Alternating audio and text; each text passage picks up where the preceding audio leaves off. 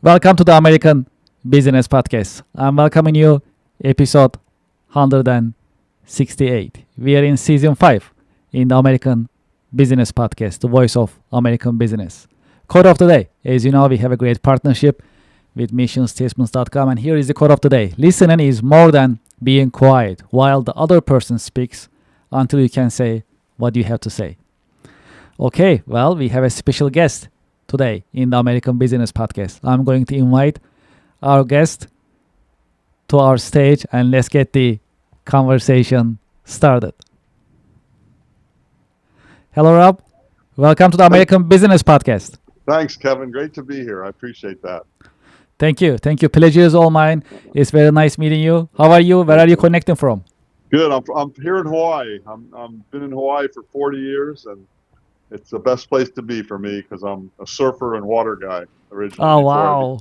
Yeah, it's really nice. I don't know if you've been here or not, but it's fantastic. I've been there actually once. Yes. Oh, really? Many years ago. Yeah, at least I will say, 15, 20 years ago for a holiday with my family. Oh, It nice. was fun.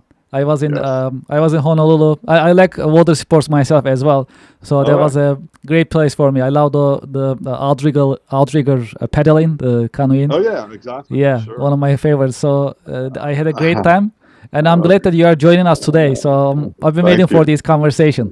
Yes, me too. I'm excited. Thank you. Well, let's get started. As a start, would you Sure. please introduce yourself to our listeners and to our Sure. viewers? I'm Dr. Rob Yonover. I'm a scientist and inventor from Honolulu, Hawaii. I invent survival gear for the military. My most well-known invention is what you see behind me is a streamer for when you're lost at sea, because or in the mountains, when you're lost, they have smoke, flare, sea dive, but that goes away.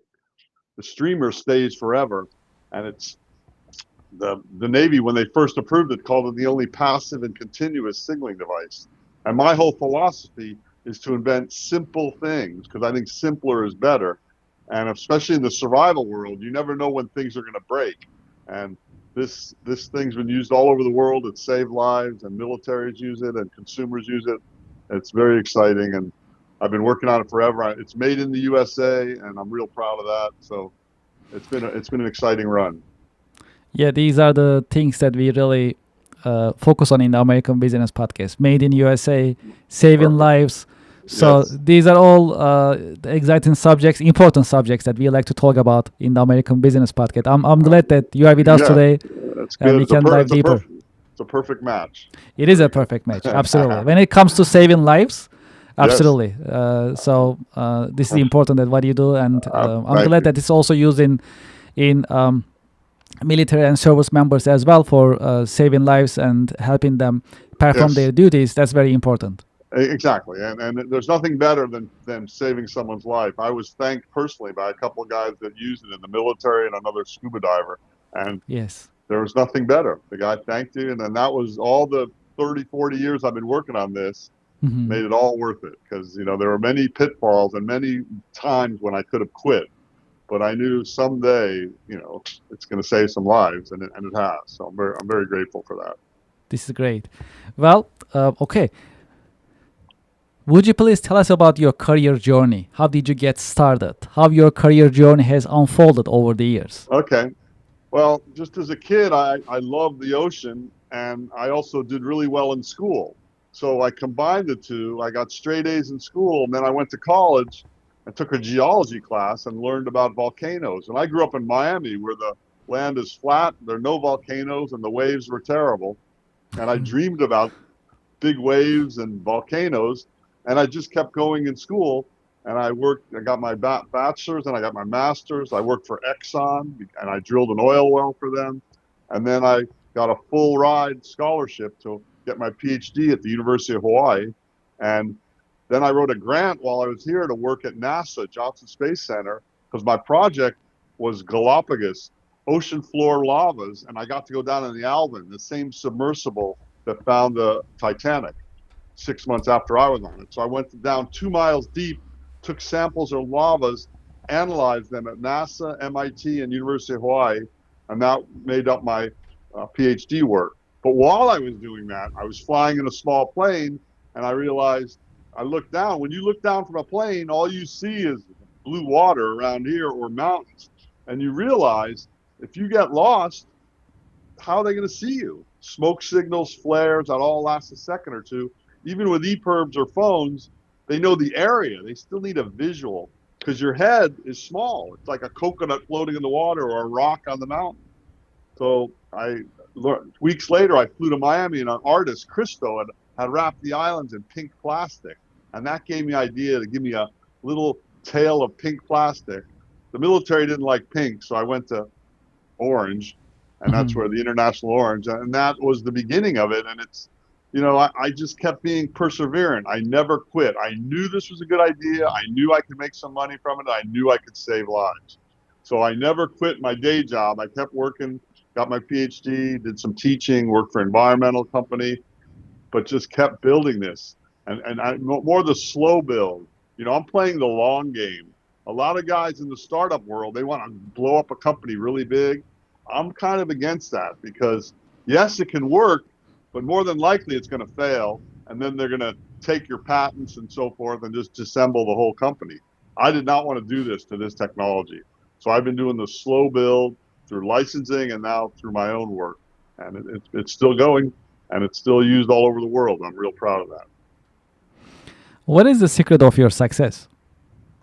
I think it's hard work, really. I think that a lot of people think because I surf and I go fishing and I don't look, I look very casual, but I kind of outwork everyone. I look at, it's a pride for me to look like I'm not working hard, but to be working hard, and also perseverance. I don't quit easily, and I try a lot of new things. As an inventor, you always have all these ideas, but the key is picking the winner.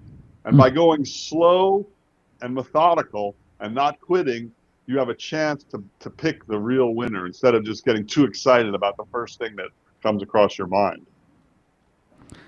So let's talk about your industry. How would you define your industry, and what is the state of your industry? That if you like to share some content Sure. with I our mean, audience. I'm in the life saving or life support world, and the main group I'm with on the military side is life support. So like the Air Force, the Navy, all these militaries all over the world, there's a separate part of their world. Not, you have the weapons and the aircraft, but there's the life support. When the ship gets lost at sea, or you get in a life raft, or you're in an aircraft and you eject out and you find yourself in a raft or in the mountains, that's where the life support community comes in. And just like it says, to support life. So I fell in with these guys 30, 40 years ago, these organizations where these military people are professionals that are in the life support business. Life rafts, flight jackets, life jackets, ejection seats. So there's a group called the Safe Association, and it's an international group, and I'm part of that. We have a big trade show every year, and that's been in parallel. Though I've been looking at the consumers, and I got involved in startups, and I was able to get the streamer on Shark Tank to even get some massive exposure. And in parallel, the military business side and the consumer, because you have hikers, boaters, sailors, fishermen. They're people that are in nature that get lost also. And the streamer, it's a small device. I can show you one. It's just, Sure. this is it. It's as big as your hand. So this thing unfurls and gives you a 25-foot tail. And it's also discretionary and passive, meaning you can put it out and go to sleep. It's still working for you. But also, if the enemy comes around, you can pull it back in and hide it and then redeploy it. None of the Mm. other signaling devices are able to redeploy. And I mean, this industry is built, it's 100-year-old, 1,000-year-old industry, not 100,000, hundreds of years. They've been using flares and smoke signals, but they're all short-lived. This is the only like permanent signal, and that's a huge advantage. And there's nothing to go wrong because it's simple. It's passive. There's no batteries, chemicals, or electronics. So that is the industry I'm in. And even though I wasn't in the military, my father was in the military. He was a D-Day guy, not D-Day, D-Day plus 90, Battle of the Bulge. And, it's just the military. The frustration is the military has to be safe. They train their guys. They want to be safe. If someone goes down, they want to save them. Which is great. And that's the main focus of the business. The bigger market is the consumers. They're billions of sailors and boaters and fishermen, but they don't care about safety. And that's been a frustration forever for me. And even I got on Shark Tank, 16 million people saw it. Someone lifted my Shark Tank talk and put it on YouTube. 58 million people saw it.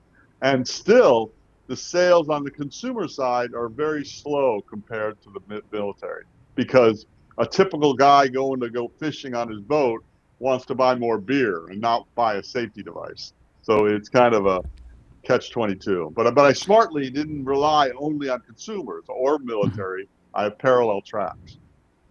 Yeah, it's I'm glad that you actually balance it. And Yeah, on the consumer side, I will say it's about educating the consumers. That's what I will right, say.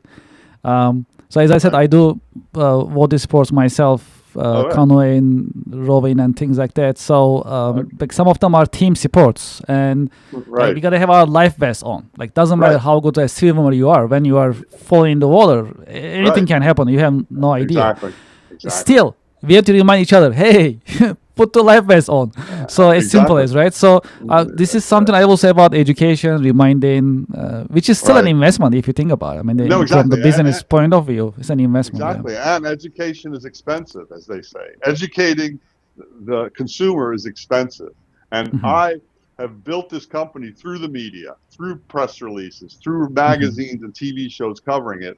So I fortunately didn't spend a lot of money getting this education. But even when I get the education, that still doesn't result in huge sales because the human nature, especially Americans, are like, I'm macho. I'm a cowboy. It's not going to happen to me, And then when it's too late, I used to joke about it. I could sell these for $1 million to a guy that was lost at sea, right? If you're lost at sea and a plane's flying over you, they would pay anything for this. But the Minimum husband, a million. Minimum a exactly million. right, exactly. That's what's your life worth.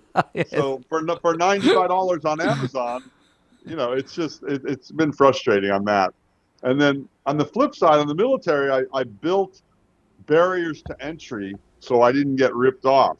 And the basic premise there is I have patents, I have military approvals, I have military testing, national stock numbers. So all this, and again, because of the slow burn, I've been doing it for a long time. So I have staying power. People know me, they know the technology, they know the approvals and testing it's gone through. So anyone trying to provide a pirated or counterfeit one, I can easily shoot down and say that thing wasn't tested. It wasn't approved. Are you going to risk the lives of your service people just because you can save a few dollars if it's cheaper? Yes, these are great points. Yes. Um, well, one of the popular subjects in the American Business Podcast is AI. What is your Yeah. take on AI? How do you see the impact of AI on business nowadays? Well, first of all, as an inventor and a creative person, I'm totally against it. I'm against phone. I don't like smartphones because I believe in zapping the creativity of young people. And the whole idea that they're smartphones, I think they make you dumb. Because when I was a kid, if you watched TV all day, we made fun of you. And now it's okay to have a color TV in your pocket. And now AI wants to think for you too. I understand how powerful it is, and I'm involved in it a little. One of my other inventions is a solar desalinator to convert salt water to fresh water, and a company just joined me to build a newer version of it, and they're going to use AI to optimize how to build that. Okay, that's good. It's a resource AI, but the way it's being implemented, it's just to me all these technologies just make people fatter and lazier. That's how I look at it. So in the old days, you went to the library and you looked through books and you read and you took notes. Now then you start Googling and it just presents it. Then AI talks to you and you can train it to do things for you. The other thing that I don't want to manage people. And this AI, you're managing a robot. My whole goal is never to be an employee and never to have an employee. And that makes you have an employee. And I don't really, and it's just, again, the basic problem I have with it is the creativity side, the human creativity. If you don't exercise those muscles, especially children, young people, you lose it. And AI and and TV and the web, social media. It's beautiful. It's fascinating, and it's addictive. It's hard to go to a classroom after that and look at a chalkboard or look at a book. It's just not the same. And I think it's a really dangerous road we're going down. And of course, all these jobs are going to be taken from it, which is great if they spread the wealth evenly, but they're not going to do that. The people that have the AI that are going to deploy it are going to make the big money, and everyone else is going to lose, or they'll just pay them to be quiet. So I'm not a big AI fan. I'm not a big smartphone fan. In fact, here's my phone, and I have 20 patents. It's like a BlackBerry.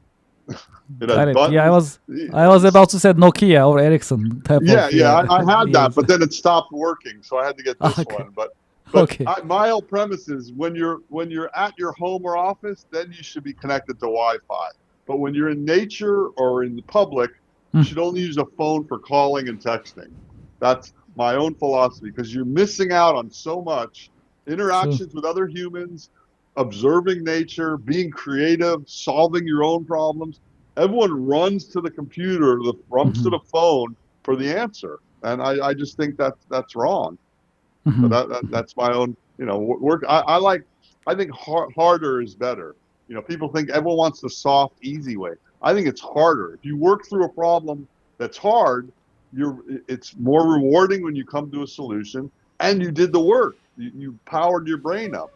So Hmm. it's an interesting world in that respect. It really is. Yeah, times are changing, evolving, and it's sometimes unbelievable Yes. to see those changes. Yes. Um, okay, well, let's talk about marketing practice a little bit. From your point of view, what are the best marketing practices that bring the highest ROI? Well, for me, it's been PR, public relations, and working the media because I don't want to have a big budget, especially in the selling of safety, which is my world. As we spoke earlier, safety is a hard sell. So why do I want to spend advertising dollars? And I tried it here and there, and it never really panned out. And like I said earlier, the 16 million Shark Tank people or the 58 million on YouTube, those are humongous numbers.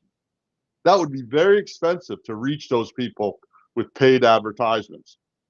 So my philosophy is to try to market through PR and the media covering your technology, and it's also a third party endorsement. When a military magazine or outside magazine or men's journal or whoever writes about this technology writes about it, you can't buy that coverage because when you pay an ad, the smart people say, oh yeah, this is an advertisement. These guys are going to say whatever they want.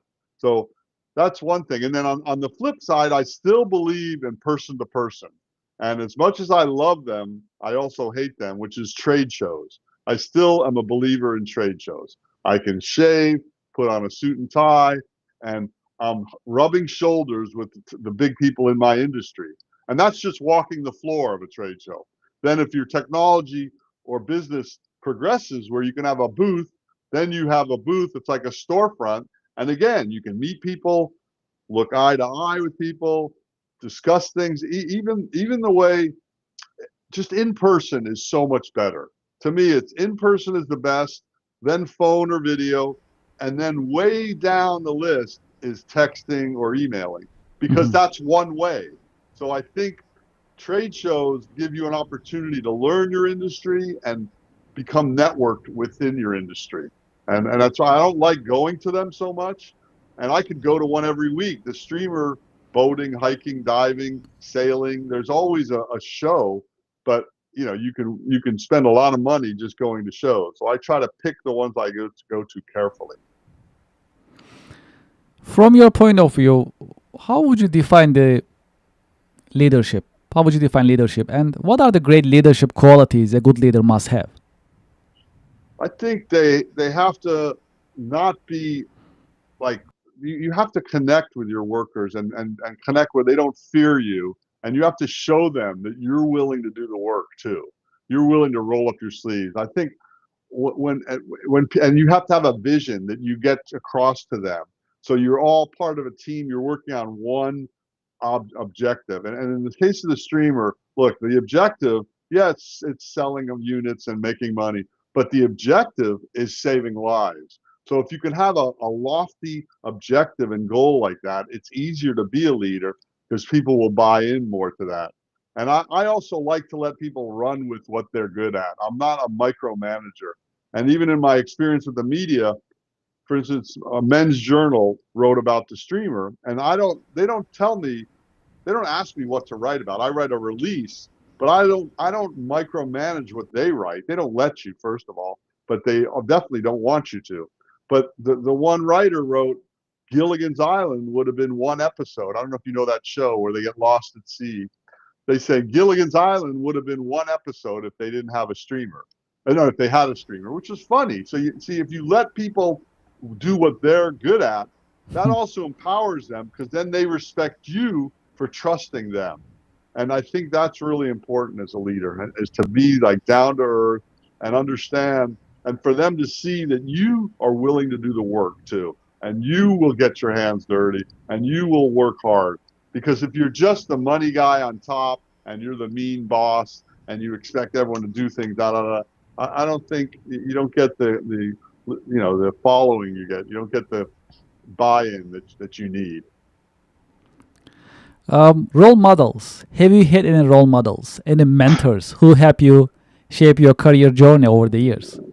Well, I've had many, and first and foremost would be my father, because he was an early guy that started his own business out of our home like 70 years ago or 60 years ago when I was a little tiny kid. And I saw him versus his friends were all more successful, professional, successful guys, but they were 9 to 5ers. They didn't get to interact with their family. They didn't get that flexibility. So I saw that. And even in our family, we just say no to real jobs was a plaque on our wall. And if you got a real job, you were kind of looked at as like not a failure, but a disappointment. So we were kind of put on the path of being entrepreneurs, starting your own business, and also keeping track of the front of the store, meaning if you're a student, make sure you're doing well at school, and in your spare time, you start a business. If you're working for someone, put the 40 hours in a week, work hard, but in the side, you have nights, weekends, you can build a business. So he was absolutely my hero and mentor in that regard. And my mom too, she was very creative. They both really put across the work hard ethic, but also the creativity and the travel and exploration, learn about other cultures, learn about other places, and it's just that knowledge, being always open to being a learner. I'm always a lifelong learner, and I think they were really good. And then when I was a PhD student, I was doing my patent drawings for this streamer invention. The guy connected me to another inventor here on Oahu, this Swedish guy that invented the smoke in the cockpit technology. And he became a mentor of mine in how to invent technology for the military and for aviation world. And ironically, he mentored me in a reverse way because I saw what he did and I learned, no, I don't want to do that. He would take on the FAA or American Airlines and yell at them. I'm like, you're not going to get that far taking on these big guys and threatening them. So sometimes you learn what not to do that can be as much a lesson as learning what to do. And he was another mentor. I could go on, and then all my professors I've had over the years that taught me how to attack problems. So yeah, I've been fortunate. I've had some great mentors in my life.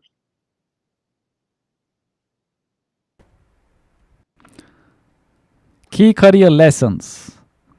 If there is one key career lesson that you learned the hard way, what would it be that you can share with us? A key career lesson. Yes. Well, I think it would have to be to build slowly. Whatever career you want and whatever goal you want in your life. As I'm older now, I realize that you can't get things quickly. Things take twice as long to get and twice as much money. It may be multiples of 10x, 10 times as long and 10 times as money. So in any career, you have to have goals, but sometimes it takes baby steps to get there, and not to be frustrated in what the work or the time it takes to get there. And that's one part of the problem I have with with the smartphones and the AI. Everything is instant gratification. But the truth is, to build a real career, it's not an overnight thing. It happens slowly, methodically. You have to put the work in and keep reaching the milestones.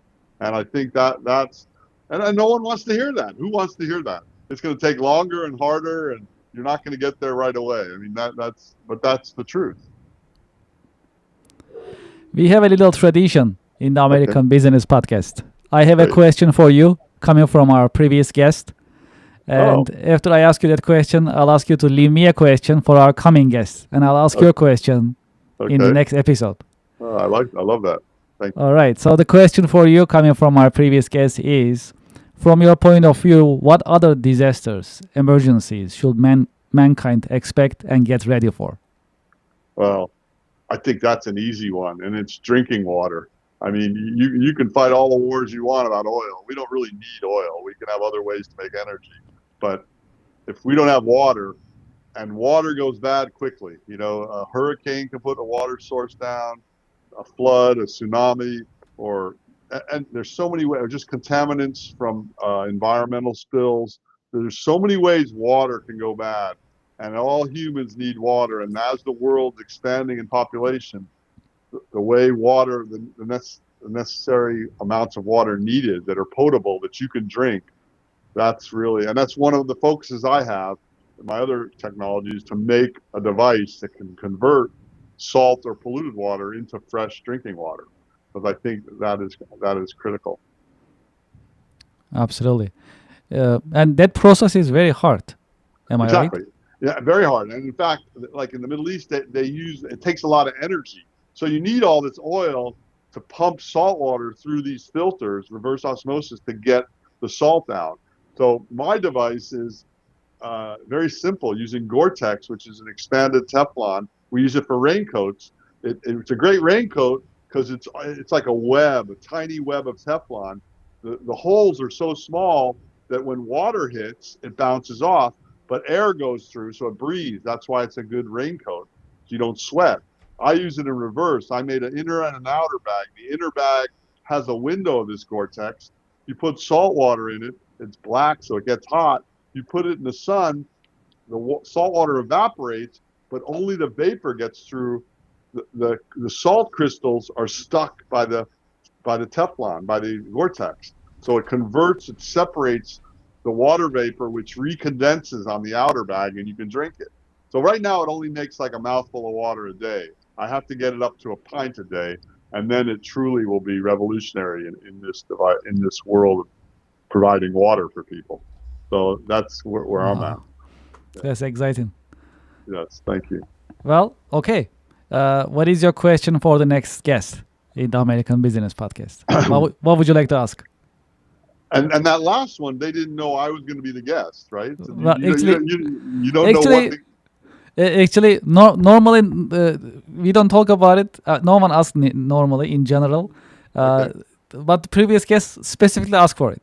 Like who Okay, is no, no, coming no. next? So I like to craft my question. So we only did it once. Normally we just don't do it. Okay, okay, no. I'll give a general question. Okay.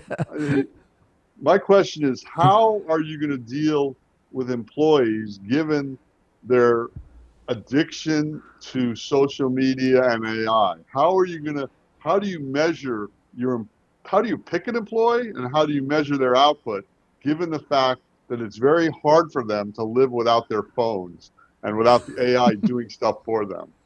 Yeah, that's a good question. That's I a think great it question. applies to everyone. Yeah, absolutely. I mean, yeah, because we see sometimes like different policies per company. Right, No cell phone use, or right, they block certain websites. Like you cannot go to YouTube. I had a meeting earlier this morning with a right, company.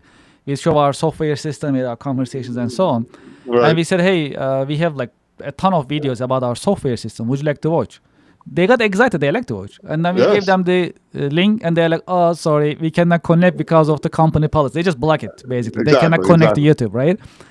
So I mean, the companies they try to do certain things in a way that they like to manage their employees' time. At the Right. same time, times are changing, so it's really like it's No, a it's a mixed bag. challenge. Yeah, it's a No, I mean, challenge. I have children and grandchildren, and that's my challenge now. My kids didn't have smartphones; they just had Mhm, texts and regular phones. And then mhm. now these kids are growing. The little kids are growing up with smartphones With and that, AI. yes, yes, How do you prevent that? And it's one of the hard. things I thought of is just like they say they block YouTube. I have read about cell phone blockers. There's a Mhm. thing that can block the whole signal, and none of the phones work. Apparently, Mm. they're illegal in the United States, but they're Okay. legal in Europe. I think when my grandkids get older, I'm going to buy one for my house. So when they come and visit, if they bring their No phones, signal. Sorry. no, yeah, Yes.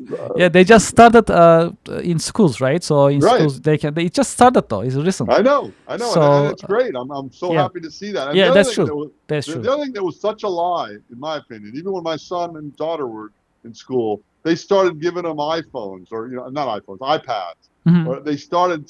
The big lie was how iPhones and laptops in school will make them better students or more technologically savvy. No way.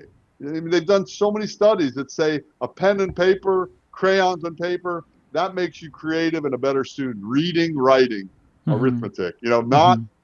Not having your work on an iPad. And the other thing, another pet peeve I have is parents doing too much for their kids. It's your homework. It's the kids' homework. It's not you. My parents never looked at my work, and I was too busy.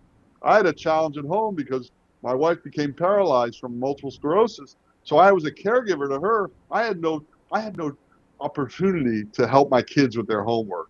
And Hmm. even my son, when he was like in second or third grade, he said, "Dad, you're a scientist. Help me with my homework." I'm like, "No way. I'll discuss science with you, but you do your own homework."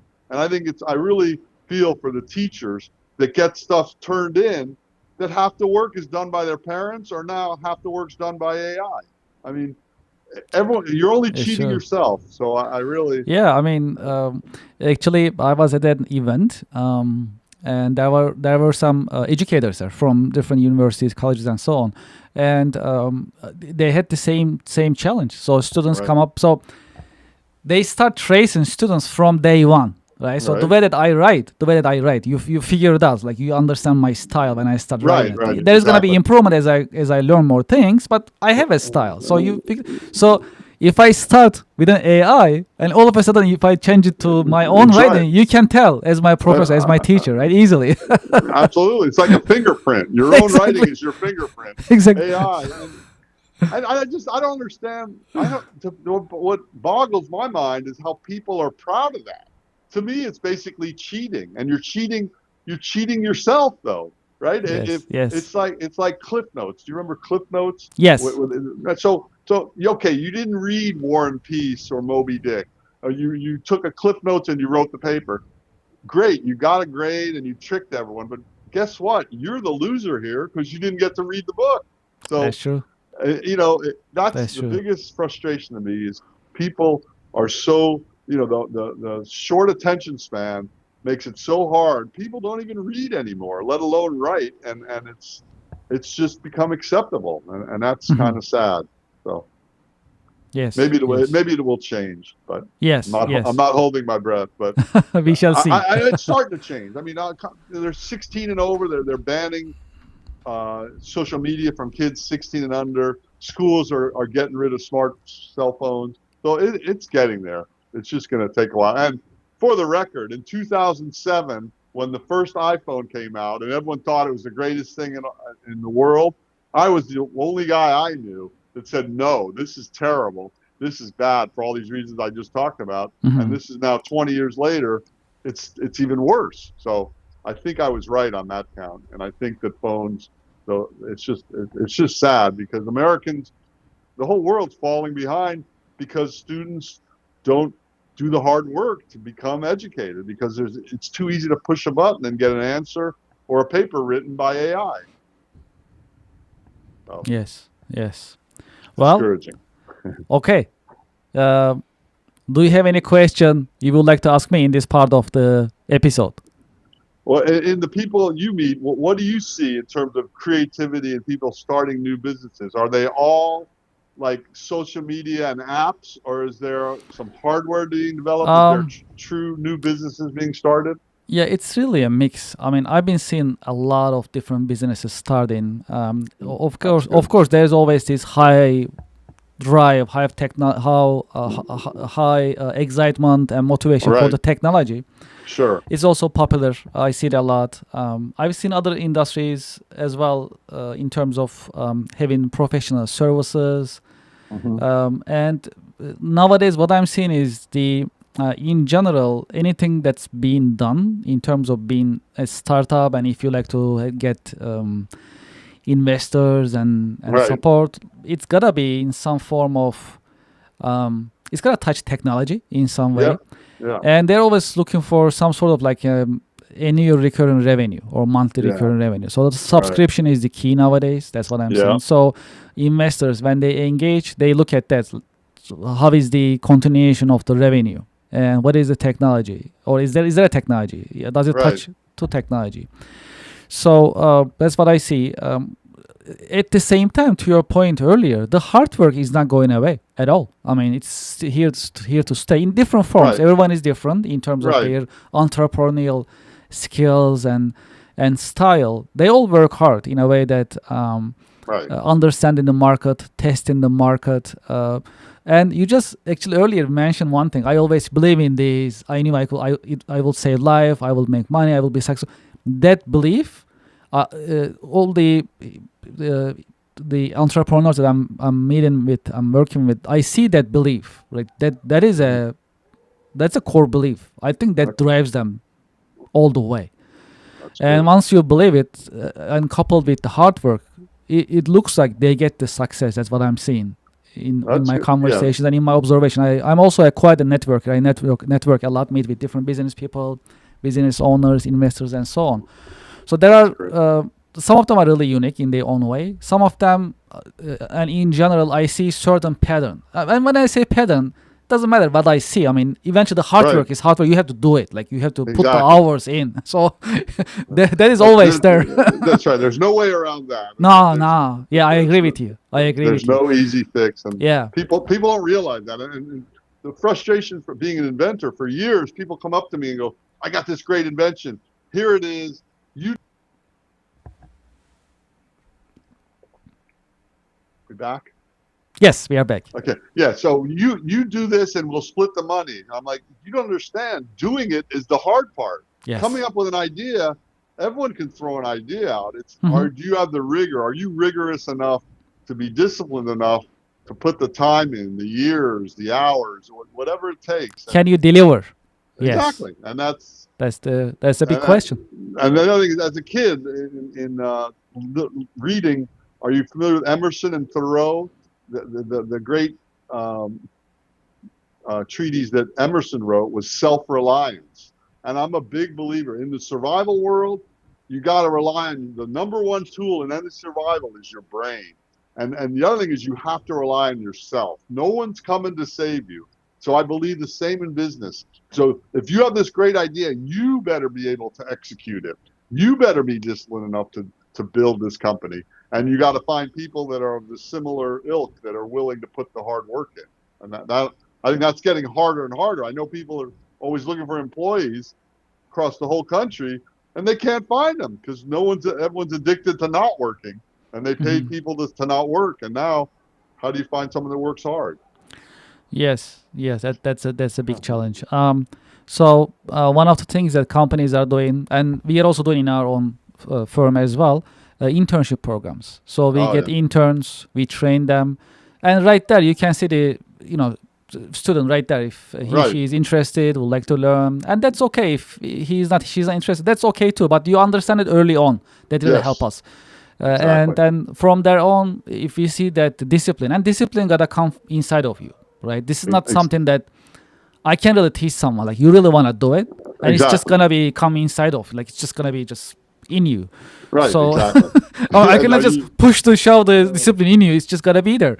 no, exactly. Yeah. But So for me, yeah. it's easier when Yeah. you have a passion. I know I'm Yes. lucky. I love volcanoes, so I can do all the work to get a PhD. I love inventing survival gear, Uh-huh. so it was easy. I would hate to have to do something I didn't like doing, Yes. and that's Yes. where we are free to kind of pick what fields we want to go into.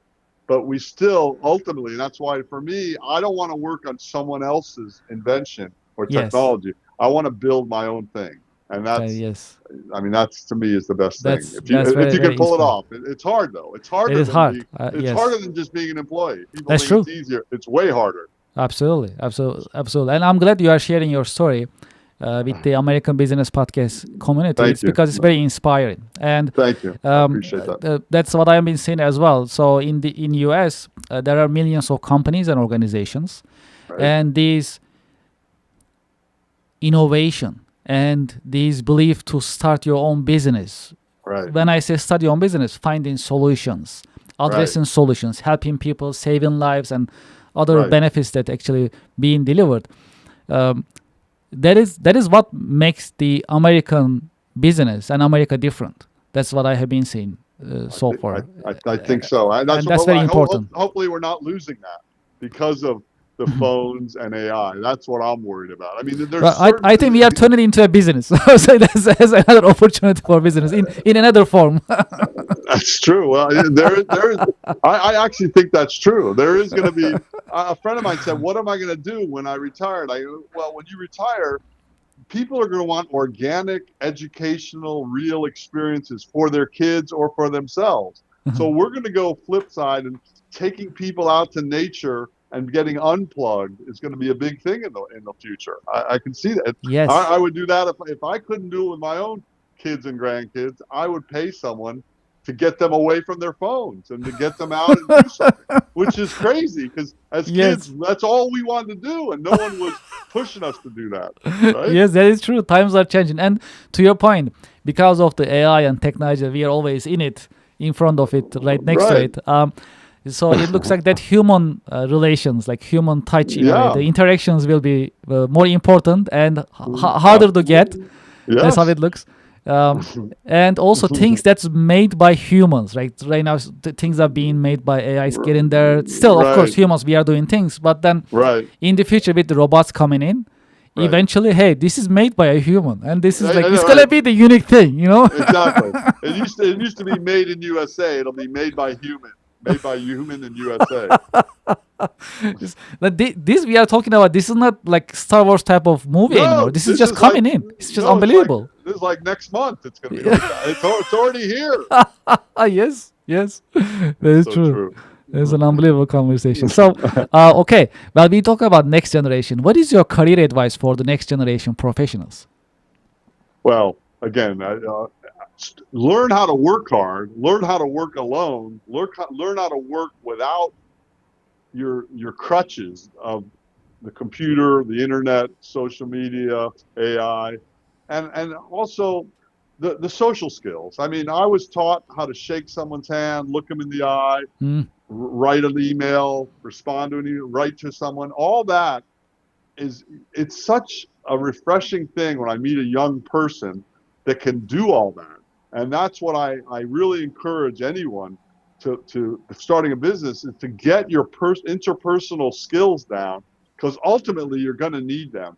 And that maybe not if you're just a techie and you're just a code writer, but someone in your organization is going to need to do it. So you might as well. And also to understand, and I'm not a lawyer, but I know I'm very interested in it. And I used to tell my kids, you guys should get a law degree. And they kept saying, why? I don't want to be a lawyer. I go, I don't mean to be a lawyer. Just have a basis for knowledge so that when you go into any situation, you understand the legal aspect of it. It's just a general education. And even for me, getting a PhD in science was a means to an end. Yeah, it would have been cool to be a professor, and I was here and there, but it was more like teaching you how to attack problems, teaching you how to think, teaching you how to write, teaching how you get up in front of a class and of your peers and your professors and defend your work. That stuff, you can't buy that. So you got to put the hard work in. So you might as well start early and, pick coursework that gets you in that arena that isn't just the easy stuff that isn't interpersonal dependent.